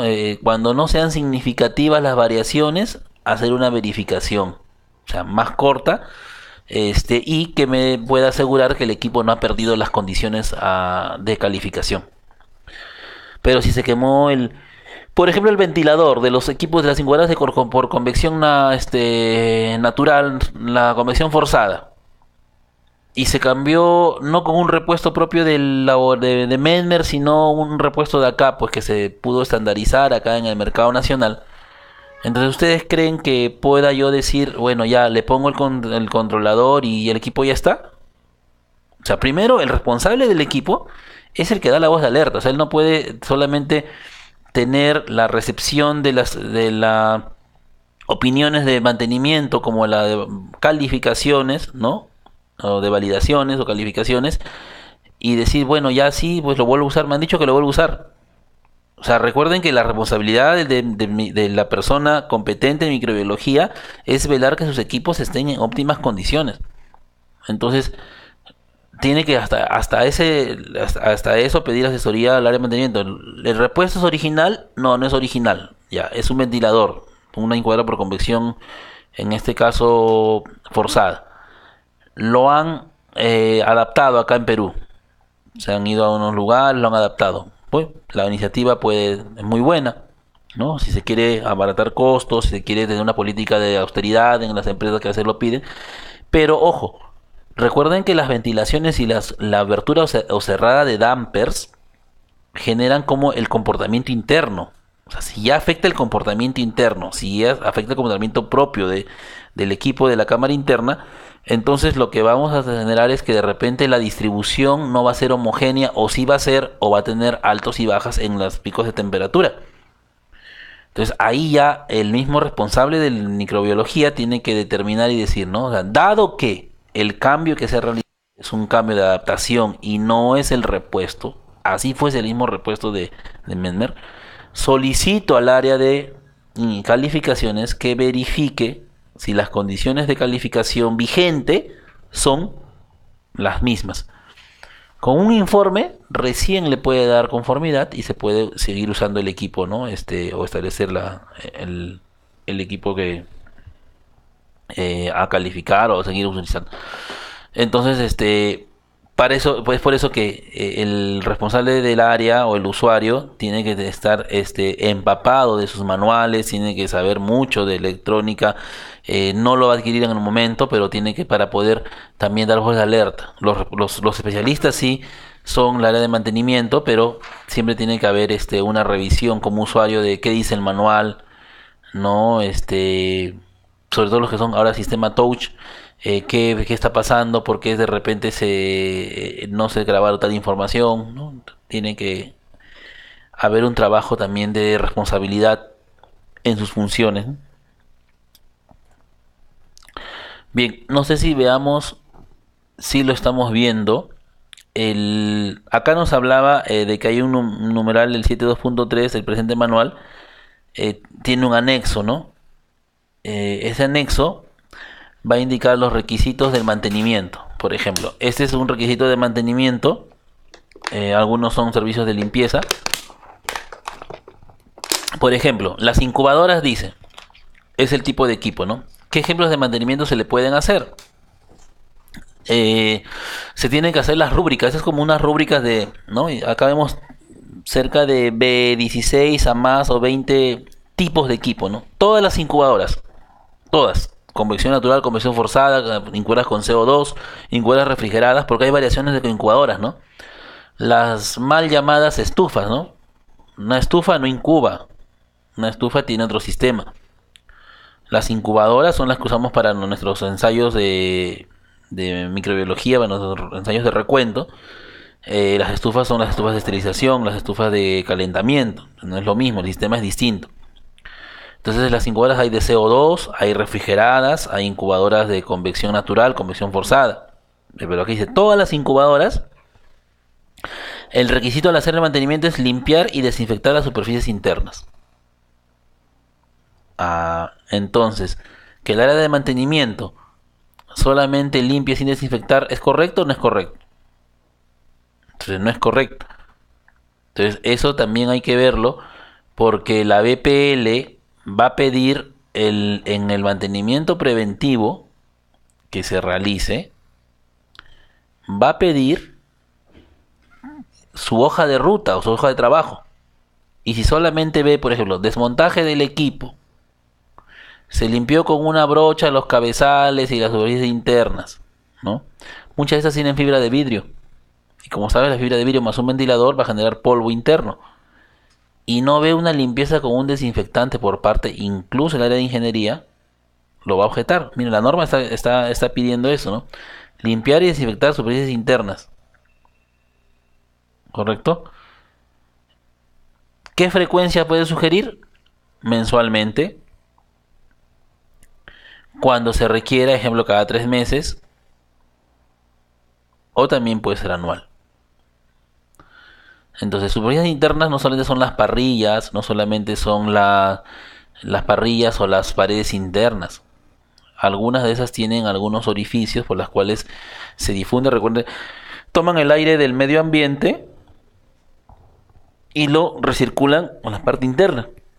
Tienen filtros en este caso, o tienen algunos filtros bolsa, o tienen algunos sistemas como fibra de vidrio en la cual se va a almacenar el polvo, porque si para ello, al tomar del medio ambiente, se supone que el área de equipos tiene que estar también a temperatura y humedad controlada. pero lo mismo, el mismo reflujo está que lo vuelve a meter a la cámara interna. Entonces, esto pasa muy comúnmente, entonces el área de ingeniería tendría que también limpiar. De por sí el área de microbiología, todos sus equipos, como parte del mantenimiento, o del procedimiento de uso de equipo, está que pueda sanitizar las superficies, ¿no? Eso no se, es una práctica ya común que se realiza. Particularmente tenemos la experiencia de venirlo desarrollando cada semana. Acá dice mensualmente, pero también dice cuando se requiera. Nosotros lo hemos hecho a ser más exigentes. Lo hacemos cada semana y los equipos críticos lo hacemos 2 veces a la semana. ¿Qué equipos críticos consideramos nosotros? No solamente los que son de mohos y levaduras, sino aquellos en los cuales hacemos los ensayos de aptitud, las cepas de referencia. eh, es una práctica, una buena práctica designar o tener una incubadora para las cepas de referencia. Eso lo vamos a hablar después. O sea, yo no puedo, por ejemplo, tener mis cepas de referencia, ¿no? El pasaje o el mantenimiento del cepario en la misma incubadora donde voy a hacer recuento. Esto me va a generar a mí un peligro de un riesgo de contaminación cruzada. O tener que, por ejemplo, hacer mis ensayos de enfrentamiento microbiano capítulo 5.1 de la USP, en la cual sabemos que hay recuento microbiano, o el ensayo de aptitud en presencia de producto en capítulo 6.1, en la cual hay hongos. Voy a contar Aspergillus y lo voy a tener junto a mi área de producto normal, un producto terminado, y está ahí abiertamente. Un error accidental se puede abrir las placas. Algunos lo hacen en placas de plástico para evitar solamente se recuenta y se elimina, ¿no? Se evita la manipulación. Otros le ponen un parafil, pero a veces la placa es tan corta, la superficie es tan pequeña que no se le logra una adecuada aireación. Otros los envuelven en papel aluminio o en papel craft para poder segregarlo del reflujo normal, del recuento normal. Son formas, pero lo óptimo en sí es que todos estos sean hechos en otra incubadora a la misma temperatura, sea para bacterias y para hongos, y que no se mezclen con los ensayos. Los ensayos solamente tienen que estar los ensayos ordenados, dispuestos cronológicamente, con sus controles. Ahí sí, los controles, porque los ensayos, lo habíamos visto en el curso anterior, tenían que tener su control positivo, control negativo, ¿no? Control de, en este caso, si es un recuento de hongos, su control de Aspergillus, control de Cándida, y envueltos en papel aluminio, porque para saber, primero para resguardar que no se puede abrir accidentalmente alguna contaminación cruzada, y segundo para poder identificar que son los controles que van a refrendar esa batería de análisis. Pero los que sí son ensayos que de por sí tienen carga microbiana, sea de hongos o de bacterias, tienen que hacerse en otra incubadora. Es por eso que se han adquirido algunos laboratorios ya su incubadora de cepas de referencia de 30 a 35 y una incubadora pequeña de cepas de referencia de 20 a 25, más 2 incubadoras para el recuento normal, una de uso y una subacap. Estaríamos hablando de 3 más 3, 6 incubadoras. Y si hablamos de que son volúmenes pequeños, o sea, podemos variar la cantidad, una incubadora de 300 litros, pero igual, ensayos de aptitud no pueden ser hechos o mezclarse con los ensayos de recuento, ¿no? Las diluciones de trabajo, donde no hay segregar siempre, ¿no? Lo que está muy contaminado, lo que sabemos que va a crecer, tiene que estar en una incubadora en la cual crece, ¿no? Y va a estar con cultivo siempre, con recuentos, con bacilo. Entonces, esos son equipos críticos, equipos que constantemente voy a tener recuento. La incubadora de controles ambientales no puede ser la misma incubadora en la cual hago recuento. Los controles ambientales son controles que es de operadores, de personal, de paredes, de pisos, de sistemas de ventilación, de ductos. Están los controles de ambientales por exposición de placa, por muestreo de impacto. Crecen hongos, crecen bacillus altamente resistentes. Recuerden que es una flora de aire. Entonces no puede estar junto con los resultados de recuento microbiano, ¿no? En la cual siempre es menor a 10 en la mayoría de sus casos. salvo que tengamos de repente materias primas con alta carga microbiana o tengamos productos dietéticos o nutricionales en la cual la especificación es mayor. Pero por lo común no se debe mezclar, ¿no? Entonces las incubadoras que sí son más robustas, que siempre van a tener recuento, esas son consideradas críticas y esas incubadoras son las que se le hacen una limpieza de 2 veces por semana. Para ello se dice en el procedimiento cómo se tiene que hacer asépticamente, cómo se tiene que distribuir las placas, porque las placas están en proceso, para que no haya una contaminación accidental y podamos arruinar en este caso el ensayo propio, ¿no? Y las normales una vez a la semana. Las incubadoras normales una vez a la semana. Ahí también está incluido las refris. Las refris tienen recipientes que contienen medios de cultivo.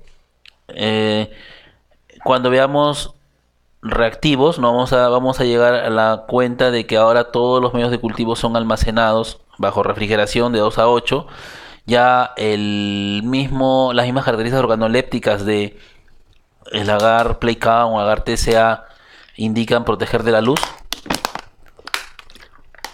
Y esa protección de la luz tiene que ser en recipientes o también en este caso refrigeradoras farmacéuticas, como se les llama, las cuales tienen puertas que van a proteger de la luz a todos los reactivos o medios de cultivo que tengamos, ¿no? Luego también entran las congeladoras y los hornos horno o estufa esterilizadora. Se le indica horno o estufa esterilizadora, ¿no? Entonces el horno tiene que también limpiarse sin estar de superficie interna y las frecuencias sugeridas acá están, ¿no? Mensualmente. Este es el mantenimiento, ojo, ¿no? Entonces anual.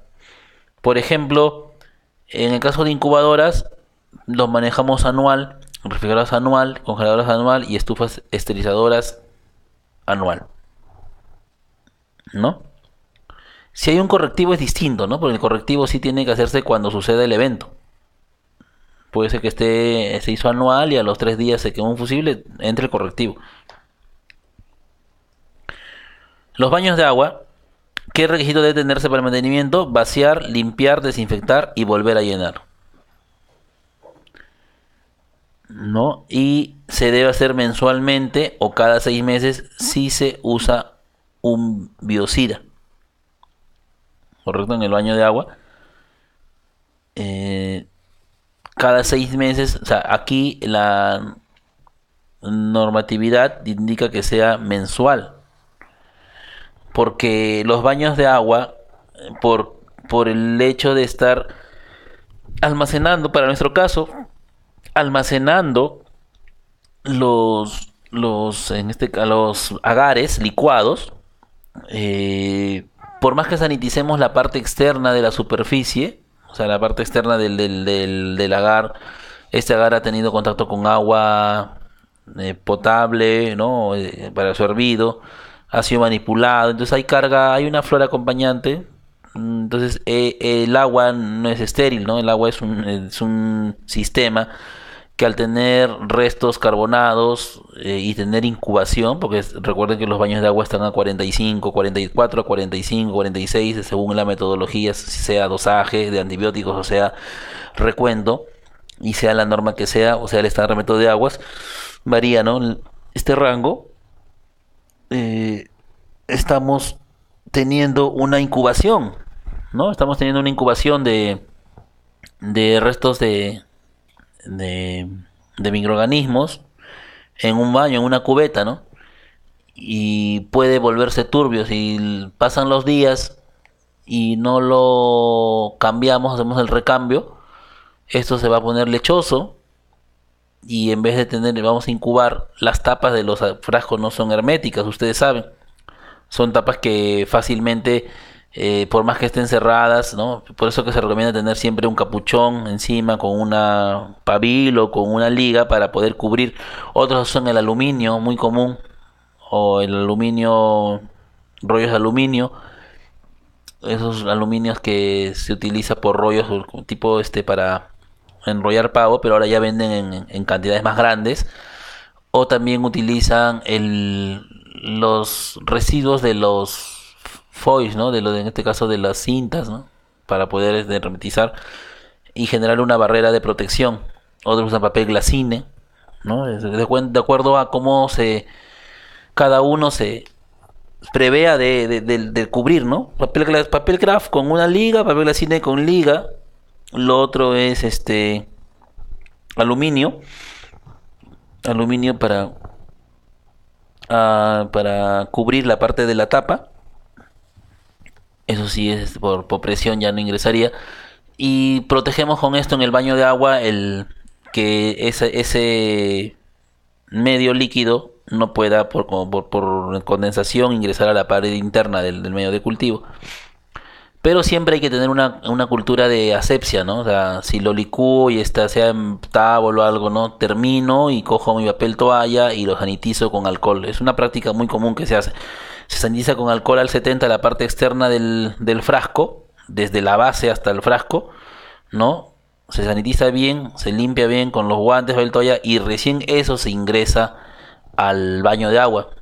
Porque para hacer recuento usamos cantidad de estos frascos y esta práctica hace que el medio de almacenamiento del líquido, que es el agua purificada, agua purificada, perdón, en el baño de agua, el baño María, no se contamine rápidamente.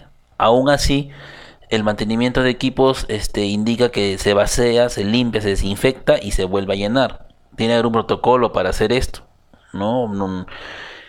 Por ejemplo, mantenimiento no va a ser esto, solo va a ser el área de microbiología, ¿no? O sea, forma parte de la limpieza del equipo, forma parte del uso del equipo.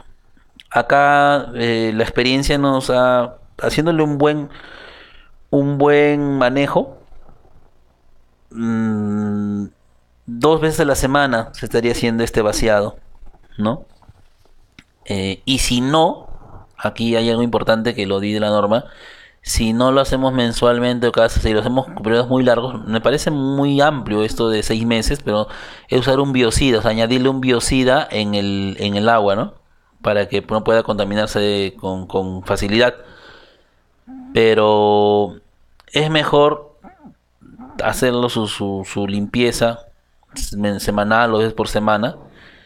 Depende mucho también del flujo, ¿no? De análisis que se realice, pues, ¿no? La razón de 40 muestras por día y diluciones uno en 100, uno en 200, entonces eso se hace cada vez necesario que sea así semanal.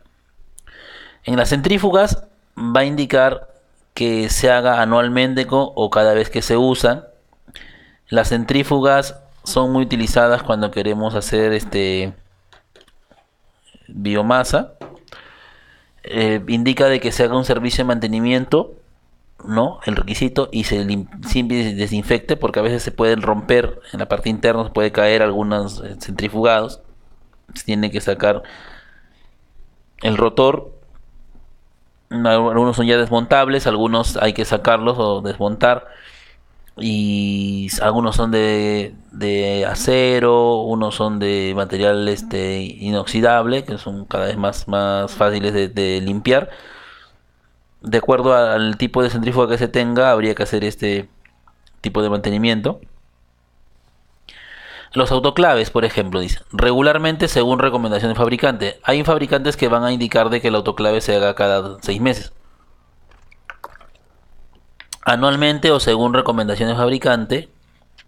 Y vamos a ver, ¿qué indica que se haga regularmente? Realizar inspección visual de la junta, limpiar o drenar la cámara. En este caso la junta está hablando de la empaquetadura, que se haga regularmente. O sea, una frecuencia semanal o mensual, ¿no? De forma regular. ¿Cómo está la empaquetadura? Ya está corroída, ya está resecada, ya está haciendo fugas de repente al momento de no generar hermeticidad. Recuerden que una falla de hermeticidad, por mínima que sea, está generando un inadecuado proceso de esterilización. Entonces, revisar la junta es importante, o la empaquetadura, visualmente. Y lo otro es limpiar y drenar la cámara, también regularmente según recomendaciones. La cámara no es más que vaciar el agua y poder es, eliminarlo, usar agentes detergentes, ¿no? Puede hacerse detergente aniónico al 1%, como también se puede también hacer el jabón líquido, ¿no? Eh, Sobre todo el autoclave de contaminación de medios, como también el de medios cultivo, ¿no? Tiene olores un poco fétidos, entonces se puede trabajar de esta forma. Particularmente se utiliza para la primera etapa un detergente aniónico para la limpieza agresiva, cuando se ha decontaminado bolsas, por ejemplo, de material contaminado, habido exudado. Pero cuando estamos trabajando con de repente con el autoclave de medios de cultivo, puede trabajarse con un jabón líquido comercial. Lo que queremos es eliminar suciedad, restos orgánicos. Para hacer una buena limpieza, una desinfección, tiene que haber una buena limpieza. Entonces puede empezar con restos orgánicos, restos de agar que se han resecado, restos de las proteínas secas, todo. Eso lo va a eliminar el detergente con una esponjita no tan abrasiva. Algunos cámaras internas son un poco delicadas. Nuevamente se pide de acero inoxidable, ¿no? Y tienen que ser robustas, pero hay que tener saber con qué tipo de material se tiene.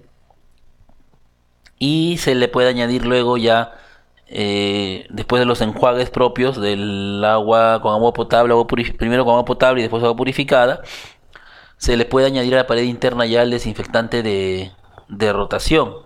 Cabe señalar que en el área de microbiología se tiene que trabajar un adecuado proceso de rotación de desinfectantes en la limpieza de las salas y todo. Lo que no habíamos mencionado creo ayer es de que esas desinfecciones tienen que hacerse periódicamente y cada semana tienen que rotar un desinfectante. No podemos estar con hipoclorito, luego para de repente un mes y el otro mes de repente pasar a benzalconium, el otro mes pasar a irgacide, el otro mes pasar de repente a desfan o pasar a glutaquil, tego, por decir un ejemplo. Cada semana se tiene que cambiar de desinfectante y el desinfectante del de rotación de la semana es el que le añadimos a la cámara interna, ¿no? Le añadimos a la cámara interna y en la cámara externa por una cuestión de mejora del equipo, ¿no? Se puede usar alcohol al 70 para darle mayor desinfección. Algunos utilizan en la cámara interna el jabón comercial, el jabón de ropa, una solución jabonosa. Recuerden que el jabón va a recuperar cualquier mal olor y le va a dar un confort en el olor mejor, adecuado, además de poder eliminar los restos de grasa. Ese es cuando se utilizan autoclaves. Si usamos agua de jabón en conservadoras, me olvidé decirlo, ¿no? Las refrigeradoras, que ya no se usan las comerciales. Las comerciales tienen una armazón comercial, un armazón que si utilizamos, por ejemplo, detergente la va a corroer y se van a terminar cuarteando. Entonces se utiliza limpiar las refrigeradoras o las conservadoras siempre con jabón, por dos cosas: por el material propio y porque el jabón va a eliminar el olor propio, ¿no? Agarrar un jabón de ropa, tenerlo ahí y siempre. Y para las incubadoras el jabón, todo lo que sea cerado, todo lo que sea, el jabón le va a dar brillo, ¿no?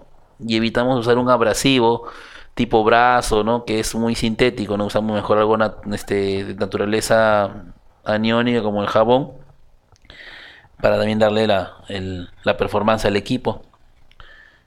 Mm, entonces, la otra cosa que se tiene que ver, qué requisito tiene que cumplir un autoclave, es realizar servicio de mantenimiento completo. Y completo es el manómetro, completo es las chumaceras, ¿no? Si son autoclaves verticales con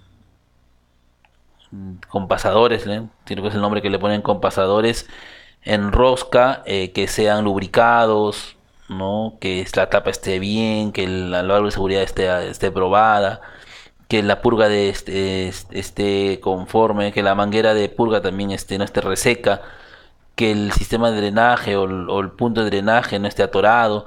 Entonces, un mantenimiento global, ¿no? Porque son justo estas fallas que puedan haber en la hermeticidad las que generan un punto frío. O sea, una cámara interna con un punto frío que genera bolsas de aire frío y esos puntos fríos generan una inadecuada esterilización. Otro requisito que pide es hacer un chequeo de la seguridad de la cámara de esterilización, ¿no? Anualmente, todo pide anualmente o recomendando el fabricante. Bien, estamos en mantenimiento todavía. Cabinas de bioseguridad o cabinas de flujo de laminar unidireccional. Lo usábamos para cabina de bioseguridad para el repique de cepas o los ensayos de dosaje de antibióticos, y las cabinas de flujo laminar para recuento microbiano bajo bioburden. Entonces tenemos, por ejemplo, como requisito realizar mantenimiento completo y chequeo mecánico. Como estos tienen un sistema mecánico, tienen un motor que se mide en caballos de fuerza, a veces la fuerza propia de este motor no lo va a tener variaciones, ¿no? Y estas variaciones pueden generar que que la filtración del aire, o sea, el flujo del aire no filtrado hacia el filtro EPA y la posible emisión sea lento y genere las variaciones en la turbulencia. Y sabemos que una variación de turbulencia en estos casos está generando una variación en la calidad del aire, porque puede ser un aire que esté viciado, y ese aire viciado es el que me genera a mí los falsos negativos en mis procesos de análisis. Entonces, el mantenimiento tiene que ser con global, completo. También se tiene que ver la calidad de las mesas de flujo laminar. A veces se desueldan y cuando estamos plaqueando se va a ver imperfecciones en el plaqueo. Otra cosa es el pintado de la cabina de flujo laminar. Ya se está estilando trabajar todo en inoxidable, pero algunos que se utilizan en un sistema metálico, ¿no? Con pintura, dado la agresividad del desinfectante que se utiliza, se va a generar corrosiones pequeñas que tienen que ser subsanadas en los mantenimientos, ¿no? En el mantenimiento tiene que desarmarse el filtro EPA, guardarlo en bolsas para evitar arruinarlo, que siga siendo íntegro. Luego de ello, hacer el mantenimiento o la limpieza global a la carcasa, al armazón, a todo el armazón, en especial a la pared interna, desinfectarlo, a dejar que el pintado sea adecuado, dejarlo secar y luego volver nuevamente a armar el flujo laminar que ha estado en bolsas, ¿no? Está almacenadas, y después hacer las pruebas nuevamente de desempeño, ¿no? Si tiene ruedas, por ejemplo, porque hay flujo laminar con ruedas, ver que los frenos estén adecuados, revisar la parte eléctrica. Hay flujos laminares que tienen puntos de gas, hacer las pruebas con oxímetros. Luego algunos tienen luz ultravioleta, tienen fluorescentes, ¿no? Tienen otros sistemas de vacío incluidos. También todo el mantenimiento tiene que ser global, ¿no? Y todo dice anualmente o según si el fabricante indica algo, ¿no? Alguna recomendación propia del equipo. Ahora, en microscopios, normalmente no lo hace el mismo laboratorio, se terceriza, se lleva un servicio de mantenimiento. Tiene que tenerse en cuenta que en los microscopios se tiene que ver la limpieza de los objetivos, se tiene que ver la parte mecánica también, y en la limpieza de los objetivos de los microscopios tiene que haber un desengrasante adecuado para hacer la limpieza. Algunos objetivos están con hongos, a veces el ocular también se contamina, la cámara de condensación, el foco a veces se quema.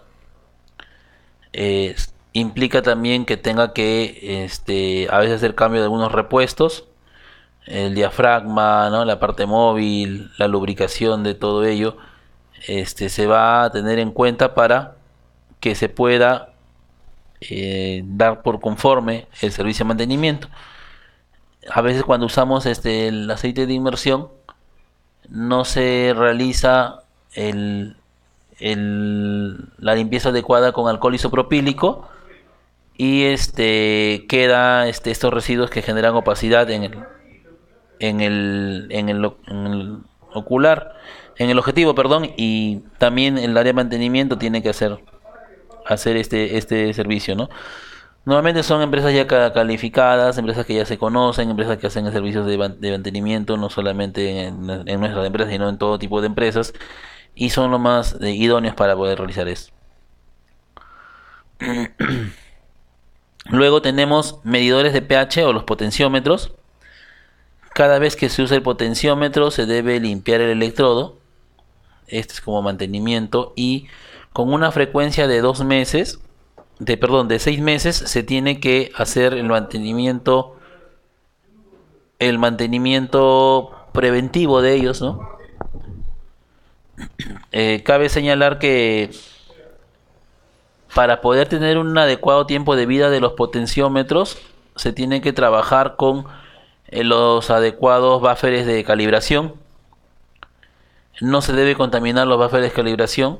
Los buffers de calibración normalmente son 3, en algunos casos son 2, de acuerdo a la marca del electrodo, de la marca del potenciómetro. Y el día de la calibración o el mantenimiento y la calibración nuevamente del potenciómetro con electrodos tienen que tenerse buffers vigentes. Los electrodos tienen una especificación de milivoltajes que lo indica cada fabricante. Este rango de milivoltaje para cada slop, ¿no? Hay slop que es de 95 a 105 normalmente. También genera el tiempo de vida de un electrodo. Si a pesar de tener un slop muy cercano al 95 vemos que los milivoltajes van aumentando, van saliendo del rango, me está indicando ya que el tiempo de vida de un electrodo está por vencer. Si yo trabajo recuento microbiano por USP y mi empresa, por ejemplo, fabrica muchas cremas, ¿no? Muchos semisólidos. Entonces mi tiempo de vida del slop, porque cuando yo hago la medida de pH del caldo tripticasa con el caldo TCB y con la crema disuelta, este compuesto oleógeno que se forma esta emulsión resta el tiempo de vida, y más aún si tenemos de repente un mal hábito de no limpiar adecuadamente el electrodo, ¿no? Entonces esta va quedando y va entrando al electrodo, y los milivoltajes, la transferencia que se va a dar va a ser cada vez muy cercana al límite inferior, y implicamos que el tiempo de vida sea corte. Entonces tenemos en cuenta eso, que es cada 2 veces al año, y la limpieza constante, ¿no? Como también la parte interna del electrodo, que ya lo vamos a explicar ya después del receso. Tenemos un receso de 15 minutos para poder completar con la exposición. No tenemos algunas preguntas todavía. Vamos a revisar.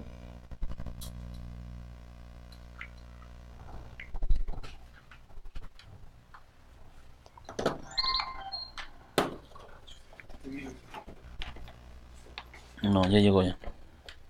A ver, ¿se podría usar el autoclave a 100 grados por 30 para generar vapor de agua fluente y fusionar los medios de cultivo solidificados? A ver, tenemos una pregunta que si se puede usar el autoclave, si es que el autoclave no lo ha cerrado y no está generando presión, podrías usarlo. Te está sirviendo como una olla, ¿no? Pero si es que ya vas a querer de repente generar presión por la rapidez, porque en la empresa farmacéutica lo que se quiere es rapidez, no, porque ya estás generando una nueva atmósfera y se estaría, en este caso, sometiendo a un nuevo proceso, ¿no? A pesar que no cumplas el ciclo. Pero esta es una práctica interna porque no puedes declarar ante por BPL de que estás licuando los medios en un autoclave, ¿no? A la larga te vas a tener que comprar una tábola o bañar a diseñar una tábola o trabajar en una cocina. El tema es que la cocina a gas no es muy común en las empresas farmacéuticas por los riesgos que se hace al momento de diseñar los laboratorios. La otra pregunta indica si se podría. Y a otra cosa es cuando hablamos de agar saburó, el agar saburó es un agar muy susceptible por la glucosa y un recalentamiento lo que podría generar es una pérdida de la capacidad de recuperar el microorganismo, sea hongo, sea levadura. ¿Qué criterio se debe tener en cuenta? Dice, ¿es necesario que todos los equipos tengan un registro de uso? Sí. Todos los registros, hasta hace un buen tiempo la norma indicaba que podía trabajarse con cartillas, ¿no? Pues las cartillas solamente, ni siquiera un instructivo. Primero, todos los equipos tienen que tener instrumento.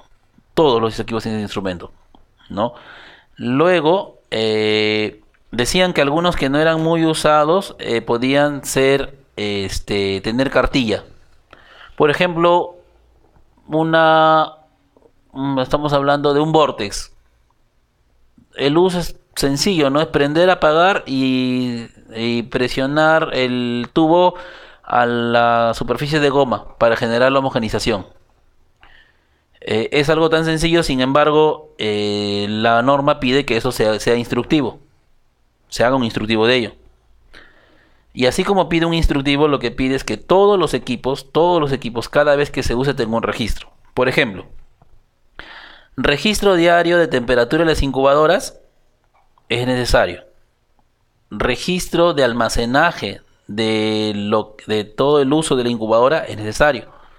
Registro de uso de baño de agua, ¿para qué se usó? Por ejemplo, para atemperar medios o se utilizó para incubación de indicadores biológicos.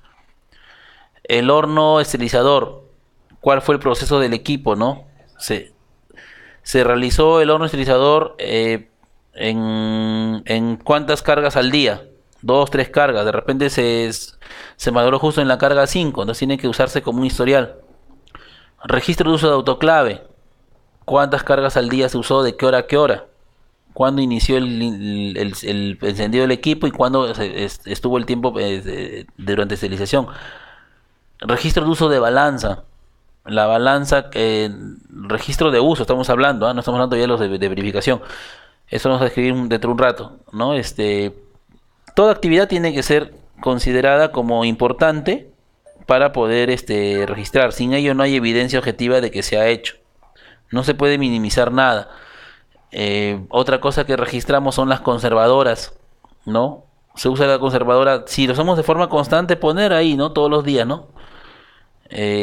Refrigeración de tales cosas, balanza, potenciómetro, registro de uso de potenciómetro también. A pesar que uno tiene el voucher, se tiene que registrar la verificación y el registro de uso.